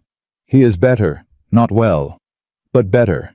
Kisto was sitting up on the cot, which was already a significant improvement over how they'd left him, and the color had come back into his face enough to make the arguments he was currently having with the attending brother look like genuine arguments rather than the last protests of a man running out of energy for them. When Naya came through the door, he stopped mid-sentence and looked at her with the particular relief of a young man who has been trying not to show that he was worried. "You're back," he said. "We're back," she said. "What happened?" She told him. All of it. Weir's chambers, Pruitt walking in alive, Shaw in the corridor, the marshals, the stay. She told it the way she told everything plainly, and in order without decoration, and Kisto listened without interrupting. which told Caleb more about how much he respected her than anything the young man could have said. When she finished, Kisto was quiet for a moment. Then he said, "Your uncle needs to hear this." "I know. We're going to the reservation." "I'm coming." "Kisto, I'm coming," he said. Not loudly, just with the flat certainty of someone who has already decided and is informing the room rather than asking it. He looked at Caleb. "Brother Ignacio gave me something this morning, when he heard you were coming back." He reached under the thin mattress of the cot and pulled out a folded piece of paper sealed with wax that had already been broken. "A rider came to the mission 2 days ago, before Shaw's men came before any of it. The rider said it was from my uncle's wife. She said if anyone came looking for Naya, give them this." He held it out to Caleb. Caleb took it, looked at it. The outside had one word written on it in careful, deliberate lettering. A name, not Naya's, Crane's. "What is this?" Caleb said. "My uncle dictated it to his wife before Shaw's men came to the house," Kisto said. He knew they were coming. He'd seen men watching the road 2 days earlier, and he knew what it meant. He paused. He wrote down everything he knew, not just what he told me to tell Naya. Everything, including a name that isn't in any of the documents you took to Tucson. Caleb looked at the folded paper in his hand. Then he looked at Naya. "The federal investigation," she said quietly. "Crane said they had the process, but not all the names." "This might be one of them," Caleb said. "Then it needs to get to Crane before it gets lost," Kisto said. "That is why I'm coming, because I am the one who can explain what my uncle wrote and who told him what he knew and how he knew it." He swung his legs off the cot with the careful determination of a man who has taken the measure of his own pain and decided it's not the deciding factor. "And because I am not staying in this cot while my cousin goes to tell my uncle's wife that her husband's testimony helped put Aldrich Shaw in federal custody." Brother Ignacio appeared in the doorway. He looked at Kisto on his feet. He looked at Caleb. He said, "He will open the wound." "Probably," Caleb agreed. "But he's going." Ignacio was quiet for a moment. Then he said, "Brother Thomas will ride with you. He has medical skill and a good horse, and he has been asking since yesterday whether there was something useful he could do." He looked at Kisto with the expression of a man making peace with an outcome he didn't prefer. "If you open the wound, Brother Thomas will close it again. That is the arrangement." Kisto looked at Ignacio. "Thank you," he said. Meaning it. "Thank God," Ignacio said. "I'm just the one who keeps the gate." They sent Crane's letter ahead by fast rider to Tucson before they left the mission. Ignacio had a man for exactly this kind of errand, and the letter was on its way within the hour, with a note from Caleb explaining what it was and who had written it. Whatever name was inside that paper, it would reach the federal investigation before the day was out. Then they rode south. 5 of them now: Naya, Caleb, Kisto, Brother Thomas, and the question of what they were going to find when they got there. Kisto rode carefully and didn't complain, and Brother Thomas rode beside him and didn't say much either, and Caleb and Naya rode ahead far enough that the conversation they were having was their own. "The federal case," Naya said. "A year," Garrett said. "Maybe more." That's what he said. "The land stays frozen while it proceeds. No development, no survey activity." "Right. But no one on the reservation can use it either," she said. "Not formally. Not while the status is contested." She looked at the road ahead. "My people have been living on contested ground for a long time. A year is something they know how to wait through." She paused. "What they need to know is that the waiting is different now, that the truth is on the record, that the names are written down in a federal court and they cannot be erased." She looked at him. "That's what I'm going to tell them. That's a true thing to tell them," he said. "And you," she said. "What are you going to do after?" He'd been thinking about that question in the back of his mind for the past 20 miles. Not the answer had been forming since about the time he picked up a pen at Garrett's table the night before and started writing out his witness account because it needed to be done and he was the one available to do it. The question was how to say it without it sounding like something other than what it was. "60 days, Crane said," Caleb said, "before the deed is formally restored." "Yes, 60 days is a long time to leave 40 acres sitting empty." "It is," she said. "On the other hand," he said, "there's work here that needs doing. Riders going back and forth between the reservation and Tucson for the federal proceedings. Someone who knows the trade routes and the backways and which trading posts send word to Shaw's people." He paused. "Not Shaw's people anymore, but whoever fills in after. There's always someone who fills in after." "You're describing a job," she said. "I'm describing a thing that needs doing," he said, "which isn't exactly the same as a job." She looked at him. "And you want to do it." "I want to be useful," he said. "That's a thing I haven't been in a while. I'd forgotten what it felt like until about 3 days ago." She was quiet for a moment. The reservation road was coming up ahead. Not a road exactly, more of a known way, the kind of path that exists because people have traveled it enough that the ground remembers. "You'd be a stranger there," she said. "You understand that. They won't know what you did. They won't know why you came." "You could tell them." "I could," she said. "But it wouldn't make you less of a stranger. Not right away." "I know how to be a stranger," he said. "I've been one most of my life. It doesn't bother me." She looked at him for a long moment. "It should bother you," she said. "A little, or it won't mean anything when it stops." He thought about that. "Fair," he said. She turned her horse back toward the road, and he rode beside her, and neither of them said anything else about it because it was said, and with people like Naya and people like Caleb, that was generally enough. They arrived at the reservation in the late afternoon, and the first thing Caleb noticed was how quickly the word spread. He could see it moving a woman at the edge of the path who saw them coming and turned and called something, and the sound of it moved ahead of their horses like water finding its level. And by the time they reached the center of the settlement, there were people gathering who already knew something had happened, even if they didn't know what. Naya's uncle's wife was named Saya, and she was a small woman with the bearing of someone who had been managing an impossible weight for 6 weeks and had not let it bend her.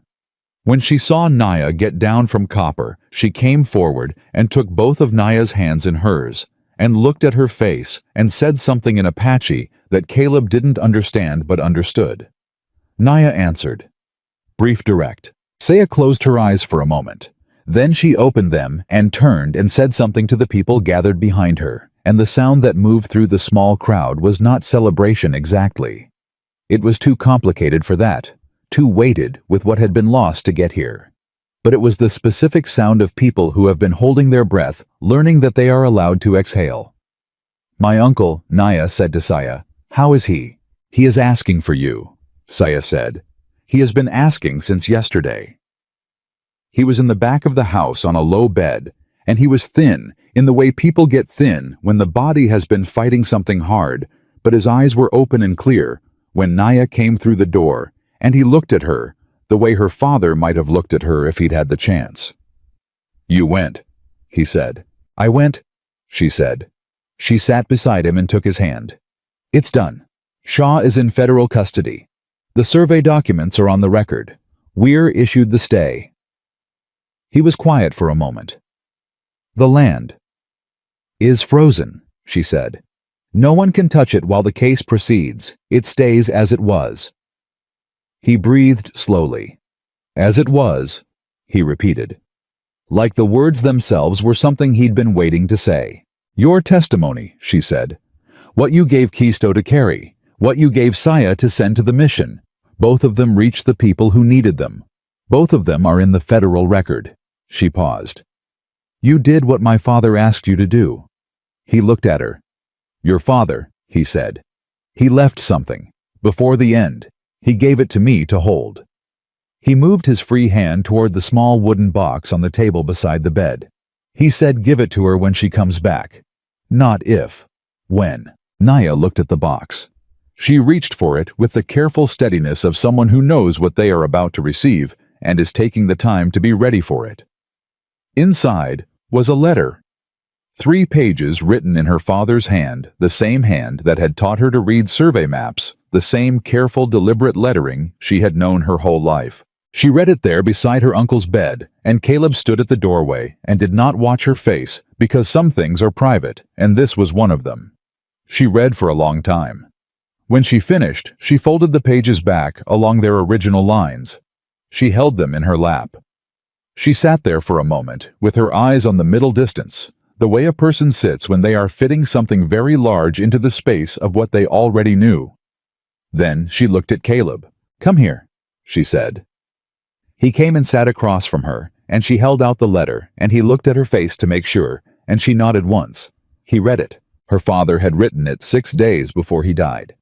He had known they were coming for him, not the exact day, not the exact method, but the inevitability of it.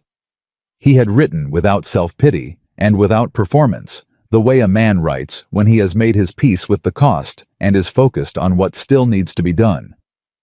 He had written about the documents and where they were and what they meant and how to explain them. He had written about Ezra Garrett and about the federal court and about the specific legal argument that would make the falsifications unchallengeable once properly presented. And then, at the end, 2 paragraphs that were not about legal strategy at all. He had written about Naya, about the 2 months of evenings when she was 12, and he sat with her over those survey maps. He had written about how she asked better questions than he had answers for, and how he stopped trying to answer them, and started simply showing her the work and letting her find the answers herself, because she was going to find them anyway, and he didn't want to slow her down. He had written that he had not built a plan around her because he didn't trust her to carry it. He had built it around her because she was the only person he trusted completely. He had written, "I am not asking you to do this for me. I am trusting you to do it for yourself and for the people who come after, because that is the only reason worth doing anything hard. If you are reading this, it means you already did it. It means I was right about you. I was always right about you." Caleb folded the letter and gave it back. Neither of them spoke for a moment. Then Naya said, "He knew." "Yes," Caleb said. "He knew it was going to cost him, and he did it anyway." "Yes, and he knew I would finish it." "Yes," Caleb said. "He did." She held the letter against her chest for a moment. Then she put it carefully in her dress beside where the oilcloth had been for the past 2 weeks, in the same place pressed against the same ribs carrying different weight. Now not the weight of evidence, but the weight of being known by someone who loved you and trusted you and was right. Outside, Caleb could hear voices, Kisto talking, Brother Thomas answering Saya, organizing something. The sound of the community settling into the particular business of people who have received news that is both grief and relief in the same breath, and are deciding together what to do with it. An elder came to the doorway of the room. He was very old, the kind of old that carries authority simply by existing, and he looked at Caleb with the careful, unhurried assessment of someone taking full measure. Then he said something in Apache, short and direct. Naya answered. The elder looked at Caleb again. "He says you stood between a running girl and 8 armed men," Naya said. "He says my uncle told him before he was shot. He says he wants to know why." Caleb looked at the old man. "Tell him," he said, "because there was no good reason not to." Naya translated. The elder was quiet for a moment. Then he said one thing more. He says, Naya said that most men have many reasons not to. He says you are welcome here. Caleb nodded at the elder. The elder nodded back the specific nod of 2 people who understand each other without needing more words than that, and then moved on into the activity of the evening outside. Kisto appeared in his doorway 20 minutes later, looking significantly more worn than when they'd arrived, which was the predictable result of 2 days on a horse with a healing wound, and he leaned against the frame and looked at Naya. "Brother Thomas says I have to rest now," he said. "Brother Thomas is right," she said. "I know," Kisto said. He looked at Caleb. "That letter Crane gets, my uncle's second statement. It names someone in the federal assessor's office in Washington, not the assessor himself, his deputy." He paused. "His deputy who used to work for the railroad company before he took the government position." "Crane will know what to do with that," Caleb said. Make sure he knows my uncle wrote it, Kisto said. Make sure his name is on the record as the source. It will be, Caleb said. Kisto looked at him for a moment. You're staying, he said, not a question. For a while, Caleb said. Kisto looked at Naya. Something passed between them, in the way things passed between people who had grown up together and didn't need to say everything out loud. Good, Kisto said, and went to find somewhere to lie down. The evening settled, in the way summer evenings settled on the reservation, the heat easing degree by degree, the light changing the sounds of the community, shifting from the business of the day to something quieter. Saya fed everyone without being asked, which was the kind of hospitality that didn't make a point of itself and was the better for it. Caleb sat outside after alone for a few minutes and looked at the sky going from orange to deep blue, the way it did in summer, and he thought about 40 acres sitting empty in Pima County, with a deed that would be restored in 60 days, and he thought about how much land was a strange thing to organize your life around when you really examined it. How a piece of paper told you where you belonged, and a different piece of paper could tell you it was wrong, and a third piece of paper could tell you the second one was lying. And underneath all of it, the land itself had never changed at all. He thought about his wife who had known that, who had ridden the old trade routes in summer because the land had ways of being itself that didn't require anyone's permission, and she had loved that about it. He thought about teaching Naya those routes in the dark 3 days ago, finding the path by memory and instinct, and the particular quality of starlight on red rock, and how it had felt less like remembering, and more like continuing something that had not actually stopped. Naya sat down beside him. For a while, neither of them spoke, and the silence had the quality of something that had been earned. Crane will need people who know the territory, she said finally. When the federal case goes to hearings, witnesses who can be located and reached, documents that need to be transported without going through channels Shaw's people might still touch. She paused. The investigation doesn't end with Shaw. Crane said that himself. It goes up. It goes to Washington, Caleb said. Yes. That's a long way. The truth has a long way to go sometimes, she said. That doesn't mean it stops being true while it's traveling. He looked at her. She looked back at him with the direct measuring gaze that he had come to understand was simply how she looked at things she was deciding about. Not a challenge, not a performance, just a person making sure they were seeing clearly. My father trusted me to finish it, she said. I finished the part I could finish, the part that needed running and carrying and standing in a judge's chambers. She paused. The rest of it, the part that needs patience and years, and showing up again and again until the record is complete, that's a different kind of work. The kind that needs more than one person, Caleb said. Yes, she said. He looked at the darkening sky. He thought about the fence line on the north boundary and the water pump and the 11 days of silence he'd been mistaking for peace. He thought about what it felt like to have something worth showing up for and how long it had been since he'd had that, and how quickly he'd understood it when it arrived. I'm not going anywhere, he said. She looked at him. I mean that plainly, he said. Not for 60 days and then home. Not until the federal case wraps and then home. I'm not going anywhere. He looked at her. If that's all right. She was quiet for a moment, not deciding she'd already decided he understood that. She was the kind of person who decided things before she said them and didn't say them until she was certain. The pause was something else. The pause was the thing a person does when they have been carrying weight alone for long enough that putting it down takes a moment to adjust to. It's all right, she said. And that was how it was said between them plainly, without decoration, in the way of people who have been through enough together that honesty is the only register they know how to use anymore. The stars came out the way they came out in summer on the Arizona territory, all at once crowded and indifferent and impossibly old, the same stars that had been above this land before any paper existed to describe it, before any deed or survey or territorial warrant had ever been written, before any commissioner had ever looked at a map and decided that what belonged to someone else could be made to belong to him with the right signature. The same stars that would be there long after all of that was settled. Caleb looked at them and felt for the first time in a long time like a man who was exactly where he was supposed to be. In the house behind them, Naya's uncle was breathing steadily. Kisto was asleep.